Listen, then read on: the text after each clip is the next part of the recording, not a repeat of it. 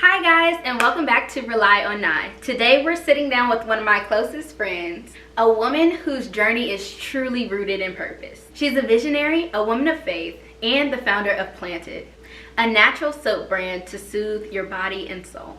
Welcome, Rihanna! Thoughts on my mind go tick, tick, tick, tick, thought all the time. Expressing RelyonNye. It's time to get up and grind.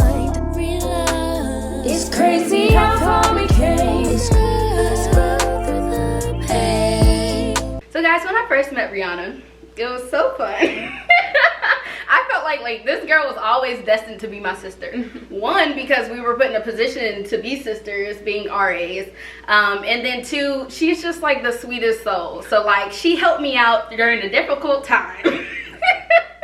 That no one else came to the rescue, by the way. But she did. So I've always known Rihanna to be like a sweet person, someone who is purposed to help, to give, someone who is purposed to empower others. Through this woman, I've been able to learn how to be a sister. I've been able to learn how to mentor people. I've been able to just be able to step into rooms confidently that I didn't necessarily have the confidence to do before. So, you know, again, that is the reason why she is gracing our presence here today. And just to give you guys a little bit of that wisdom that she gave me at that time, because did I need it? Absolutely. We all needed it. Absolutely. We were learning together. Period. So, on to the first question. Mm-hmm. You spent years empowering others through mentorship and faith. What experiences first planted that seed of purpose in you? Yeah, honestly, I would say that when I was younger, it really wasn't a matter of purpose, but of survival that has really led me to become who I am today, to value the things that I value, and to try to always show up for others. I always say that God had his hand on me before I even knew who God was. He did. And even when I was younger, there was just this idea of there's something bigger and more grand that exists out there. And not only for me, but for the people around me. So I just always tried to find ways of just bringing people along the journey with me. I mean, I did pageants when I was younger and was really excited about the community service element of it, as it allowed me to directly get to serve the folks in my community. Mm-hmm. And then, like you were just sharing, when I went to college, like I also tried to find other ways to serve my community, leverage my resources. And so, again, I think it was because for me, I saw that I had to attach to a dream in order for me to feel like I can get out of the circumstance that I am. Yeah. So I think a lot of it was survival. Wow.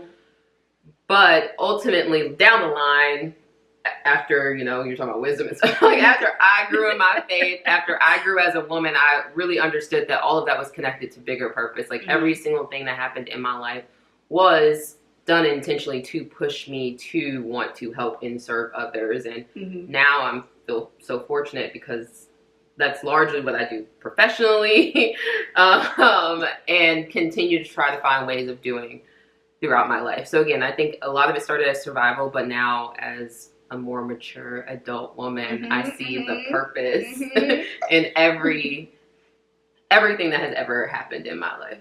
Yeah. Wow, that's powerful. I'm like, ooh, I didn't know that about you. Okay, so next question.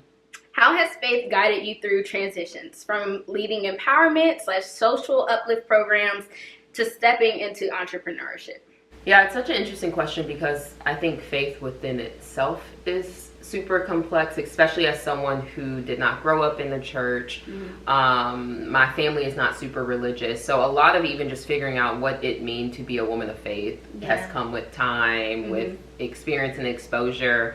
When I think about just like my high school experience, being able to go to churches with some of my friends, or even some of my friends practice other religions, and being able to go to mosque and just get a sense of what does this mean and how is this a benefit for my life. And so I would say that what then kind of was the turning moment was in college, when I decided to like fully commit myself to Christ and start to build that relationship with Christ. And I feel like the way Jesus and I interact is like through this like relationship. Because I know everyone's relationship looks different. So I feel like for me, it really is like this knocking at your stomach that's like, no, do it. And so I always tell people the reason why I have pursued certain things is because like it was such a forceful knock that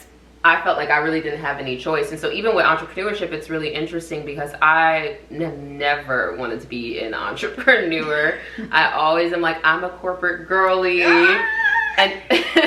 and just didn't see it for myself. But over the last season, I've just got really passionate about women's health, about beauty justice, and saw that there weren't a lot of options out there that existed. And again, that knocking started. Like, yeah, girl, I know. We wouldn't be here. Yeah. And so for me, it was just like following suit and trusting God, that having faith, to the point of your question, that if God is knocking at my heart so much about this one particular thing, that there has to be some sort of purpose in it. And by purpose, I think sometimes people think like, oh, is this some grand outcome? And it's like, I don't see it like that. I think that sometimes God is knocking on my heart to help one person, to help two people. And to me, that is still such a valuable win, to be able to say like, because I did this, because I followed the direction of God, I helped to impact someone's life. And especially again, as we're thinking about women's health, as that is like my newfound obsession. We love. So yeah, I think it's just, I feel like I have no choice. If that answers your question. That's beautiful, actually. Because I feel like the choice is like following that voice, following his direction. And it's just like, so many things wouldn't get accomplished if God wasn't as persistent as he is. And so I love that, because again, this is why we're here. So let's talk a little bit about your brand, shall we? So Planted, what inspired the name, and what message do you want people to feel when they use your products? Yeah, so like I said, I'm recently obsessed with women's health, beauty justice movement. A lot of that came out of my own experience trying to find products that were healthy, that did not have unexpected chemicals in it. I mean, if you look at the research, Black women unfortunately are more likely to experience cancer, infertility, and a number of other issues just because of the products that they use. And so I was becoming more conscious of that. And like I said, I just wasn't seeing anything around me. And so I had this whole idea around just starting small with bar soaps. I was struggling with the name, if I'm being honest, like struggling because I'm like, okay, again, God gave me this vision of a soap brand. What do you call it? Especially as someone who studied marketing, I'm like, really, like, what do you call it? And going back to faith and just listening to God's direction, I'm also someone who used to deal with anxiety very heavily. And one of the things I used to tell myself in the midst of panic attacks or just moments of extreme anxiety was like, plant your feet. Stay planted, stay grounded. And that would help me to like redirect and like find a sense of safety in wherever I was.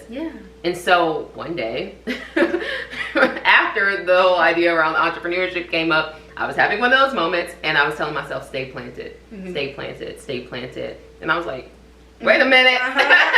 We did something there. I was like, wait a minute. I think that's the name, because outside of just, again, the element around women's health and wanting women to have healthy products, chemical-free products, but also wanting women to feel a sense of peace. A lot of women have anxiety around this. A lot of women have anxiety around just like self-care and well-being.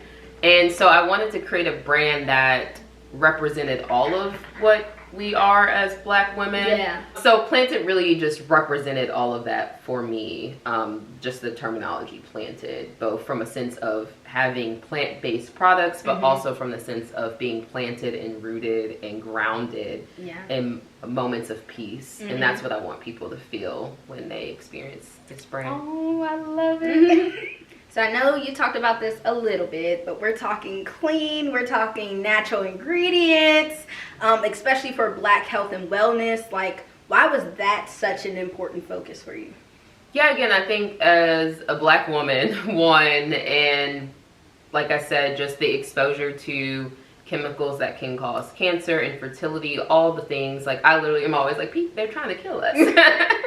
And so just wanting to try to reduce the amount of exposure I had to those sort of chemicals, especially because I've had family members that have passed from breast cancer. I have family members who also have survived breast cancer, but I was just looking for a way, again, to try to, in some sense, like, have more control over the potential of any sort of negative risk. And I think the more we can remove some of these chemicals, the more we can shift our lifestyles, hopefully, fingers crossed, the more likely we are to just be able to just really live a longer life, a more healthier life. And so that's really what's the goal for me. So I know you talked a little bit about like just listening to God calling you and about, you know, just understanding the impact versus like kind of obedience.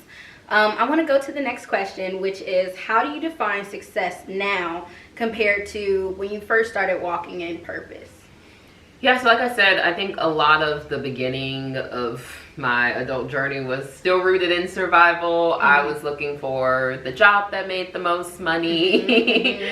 And that was not always directly connected to, like I said, what I believe my purpose was in life. Now, I do think that God has an interesting way of still using those moments. Because I don't regret any of the professional experiences I've had, but I know some of them were more so rooted in chasing a check versus like chasing purpose. So now for me, a lot of what I try to reground myself in is, again, going back to what I believe my why is. And this is all really specific to professional life, but I'm sure people think about this in other areas too.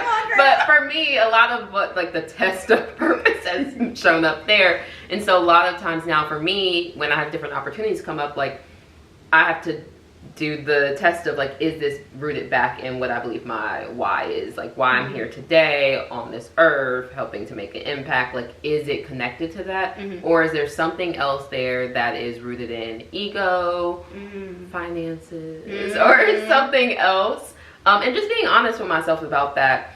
Because, I mean, I'm still very young.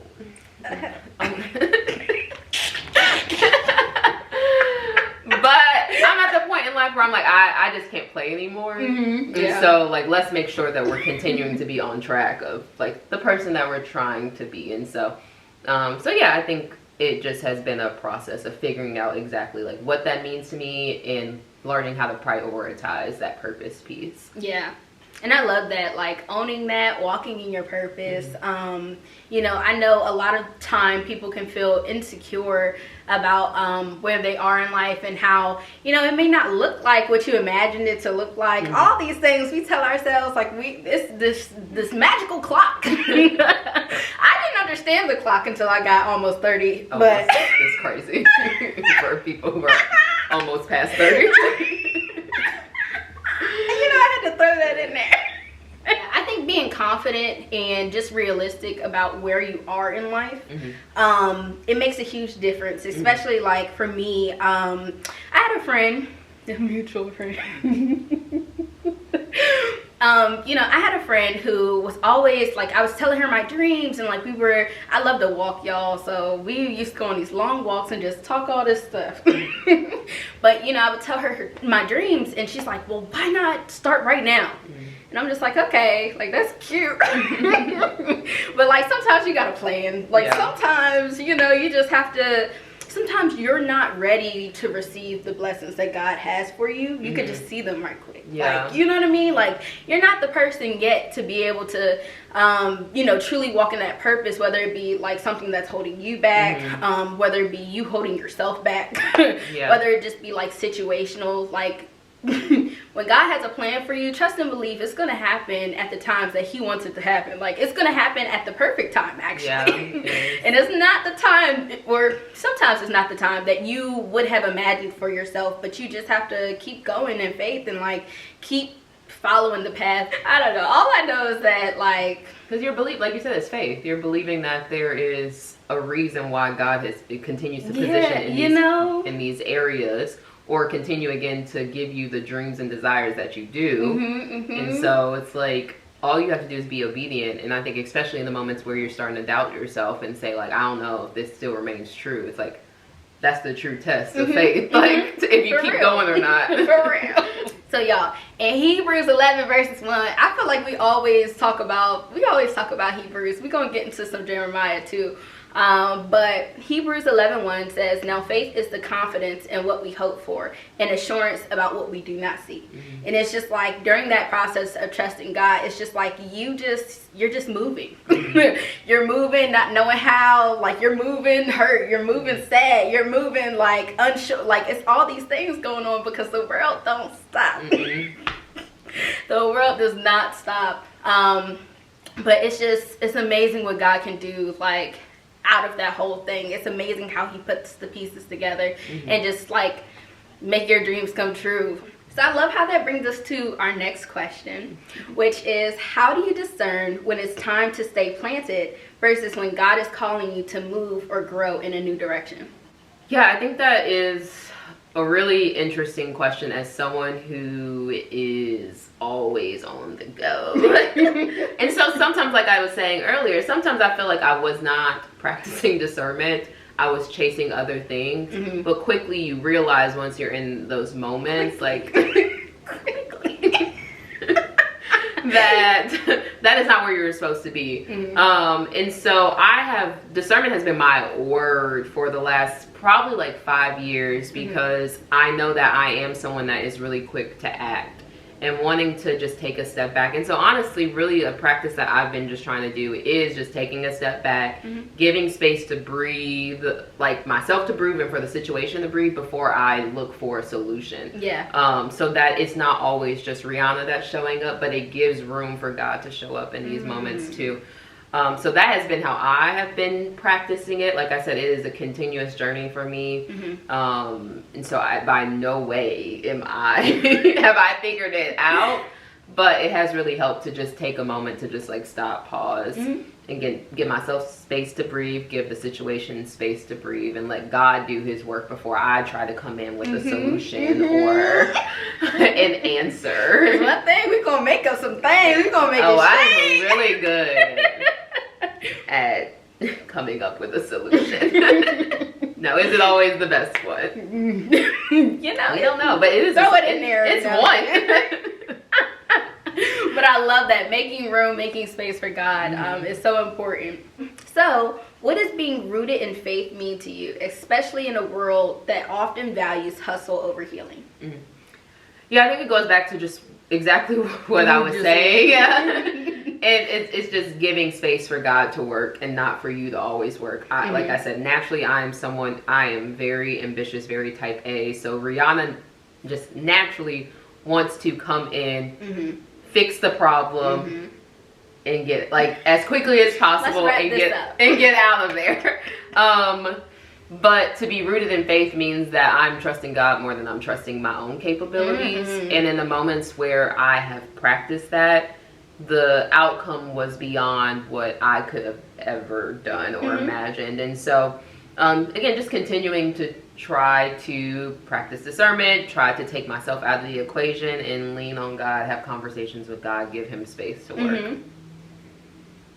Yeah, and I love that too, because it's just like sometimes, when we fail, we are automatically thinking like, oh, I should have did this, I should have did that, ooh, I didn't listen to this. Sometimes failing is part of the process. Fail fast. Man, fail. Oh, I like that. That's a real thing? No, that's what we say in business all the time. Yeah. That's how the most innovative people are people who failed fast. And so it's just a matter of not getting stuck in failure, but failing, learning from it, and then reiterating on whatever it is that you're trying to do. So get that thing a reboot. I like that. Okay, y'all, I love that she's sitting here because I get to ask her questions that I just want to know in real life too. So, best friend, you've worn so many hats. How do you balance being a leader, mentor, wife, entrepreneur, and a woman still evolving in purpose? Honest answer, I don't balance it. But I don't know if I believe in balance anymore. I think I believe more in just like prioritization. I don't think in any situation will you actually be able to find the right balance. Some moments you'll have to prioritize other things more than others. And so like in this season for me, like I was just talking about, like women's health, but also my own like physical health is extreme importance. And so what that means for some of my extracurricular activities, like I've had to say no to a lot of things because I want to make sure that I'm making space and time to go to the gym, make space and time to meal prep. Like all those things are also going to require time and attention in the same way that work requires attention, that family requires attention. And so I think just being able to flex with every season and have a conversation with yourself around like what is the priority. Sometimes like in this season, also family is a huge priority for me. So sometimes I cannot show up in the way that I have for my friends because I need to show up for my family. And so it just all shifts and flows, and you just getting comfortable with that, I think, because I think for the longest I was also like, how do women balance all of it? Like it seems impossible. Man, they made it look so easy. But it's just like balance is what you make it, and really what it is just learning how to prioritize. So the people want to know. We want to dive in a little bit, okay? Marriage is another kind of planting. So, you know, talking about building together through seasons, how has that partnership influenced your growth personally, professionally, and spiritually? Yeah, I love that question. Actually, Nya thought I was gonna hate that question, but I do. I love that question. I love talking about relationships. Like I talk about it all the time. And I think marriage is an interesting journey because when people say that marriage is like having a mirror up to you, like I used to hear that all the time, but it didn't mean anything to me until I got married. I was like, oh no, this really is like having a mirror up to you, where literally you have to come face to face with all of your insecurities, all of your childhood traumas, adulthood traumas, like all of that is looking back at you, and you have to make a decision on if you're going to continue to carry this forward or if you're going to let it go. Now, I suggest everyone let it go before marriage, but if I'm being completely honest, there are a lot of things that I was still walking through when me and my husband got married, and I just feel so grateful, one, to have a partner that has extended grace, and we've been able to extend grace to each other in the moments of learning. Like we didn't grow up around this. Like I grew up in a single parent household. I didn't have many folks around me that were married, and so similar to him, we're trying to figure out what does it even mean to be married. And so being able to extend each other's grace as we're learning each other, because you don't stop learning each other once you just like, oh, we get engaged now, everything's gonna be perfect. Like no, you continue to learn each other, you continue to grow with one another. And it really has been an extremely enjoyable experience for me.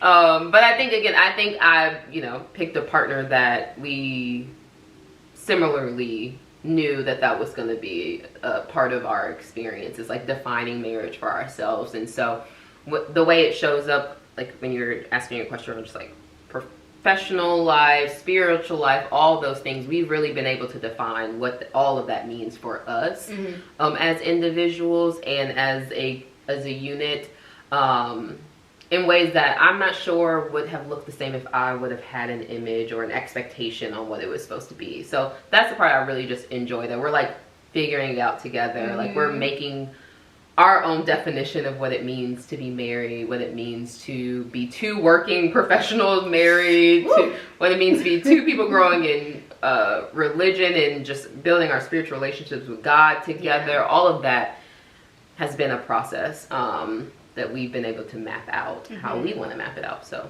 a beautiful one, that I might add.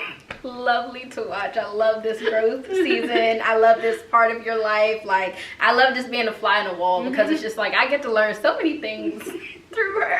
Hopefully I get it right by the time my time comes. We're all human. That's something God still working on me. I honestly admire how your beauty radiates from the inside out. It's truly admirable. I feel like it's easy to admire the Michelle Obamas or the Felicia Rashads, but to sit here and have someone every single day that I could just like look up to, admire, call, like just receive mentorship, friendship, spiritual advice, like, you know, you wear so many hats, and it's just seeing that it's everyday motivation. I don't have to turn on one of these podcasts, okay? I have her in real life. But just looking back, was there ever a season where you didn't realize God was preparing you for something greater? I don't know if there's been a season where I didn't know that it was purpose in it. Like I said, I think there's been moments where I have stepped into roles or relationships or just things that probably were not of God. But I do think that even in those seasons, no matter how frustrated I might have been, I always knew that there was purpose in there. Like there was something I was going to learn from that experience that was going to help me once I am back on track and where I am supposed to be. So I am someone, I don't know, like I am just someone who doesn't take the hard seasons as like, is God not here? Right. Or is there something that I'm missing? A lot of times I recognize that it was my own doing and my own decision making that got me where I am, but that God is going to use this as a lesson and it's going to help prepare me for whatever the opportunity is that he's calling me to, whatever the relationship that he's calling me to, the friendship that he's calling me to. Like I do think that he still uses those moments. And so, yeah, that does. I love it. I'm like often in my head about stuff like that. So it's just like, I'll be like, ooh, woe is me. Lord, why? Yeah. Like I be so dramatic. So it's really fun seeing or fun hearing, you know, just like you being confident in your purpose. Like I wouldn't say never, but I definitely had challenges with that in my walk. And it's just like, I don't know. It's great to see that exist. Yeah. No, I get that. And like, I'm not saying I don't feel any, like there's moments where you might feel like a sense of rejection or things like that. And I get all my emotions out, but I don't equate that to God has forgotten about me. Like, I'm just like, I also say this a lot, like every no is just one step closer to whatever my yes is supposed to be. I never thought that life was supposed to be easy and we were supposed to be handed things just because we believe in God. Right. Like I do think there's a moment of where we are going to seek after things again. And those no's are just doors closing that we weren't supposed to go through anyways. And oftentimes it takes moments of reflection where you see, again, I'm gonna just use jobs as an example, where there's been moments where I have cried my eyes out about not getting a job, and then the next year there were major layoffs. And so I think that is what has helped me. Federal shutdowns. But again, I think that's what has helped me to just get more comfortable in those spaces. Like I'm human, so you might feel it in the moment, but it never has made me think that like God has forgotten about me, or that, oh, like, do I not have any more purpose in this world? Like, have I, you know, it's the dramatic tone. Like, have I used up all my opportunities to help the world? Like, it's over. I just lay out and croak out now. No, like, I don't think that. All right. So what advice would you give to women who feel stuck in a season of waiting, unsure if they'll bloom? To keep going, do it afraid. That's my favorite saying. Do it afraid. And I think also when I saw this question, one of the things I also wanted to highlight is sometimes the feelings of being stuck, those can change with very small actions, like going for a walk. Like sometimes really for me, I just have to get out of my head, and that means getting out of this space. And if I'm feeling like I'm overthinking something, like I would love to go take a walk. I'd love to go to dance or to gym. Like I love to find ways, again, give myself time to stop thinking about said problem that I feel stuck in. And a lot of that has really helped to just like deregulate your emotions. But again, I think another just ideology that I practice is just doing it anyways. I'm very action oriented, and like I said before, sometimes that gets in the way of things, but a lot of times it allows me to just keep pushing forward. Yeah. And keep trying to just figure out what it is then that will make me feel more connected to, rather that be purpose or whatever it is that you're seeking. Like sometimes you have to get out of the situation you're in and then go find the next situation. So yeah. Thank you, Rihanna, for being here and pouring into us today. I love how your story reminds us that being planted isn't always pretty, but it's always purposeful. Whether you're in a season of growth or waiting to bloom, stay rooted in faith, water your gifts, and trust that God will make it flourish in His time. Remember, you guys can always rely on Nye, but the whole purpose of this is for you guys to learn how to rely on God, just as we are. All right. Thank you guys for staying tuned. We'll see you in the next one. Bye. God, I need saving. No, I ain't complaining now. I surrender it all to you. I do this, I'm serving, trust you with my purpose. I can do all things.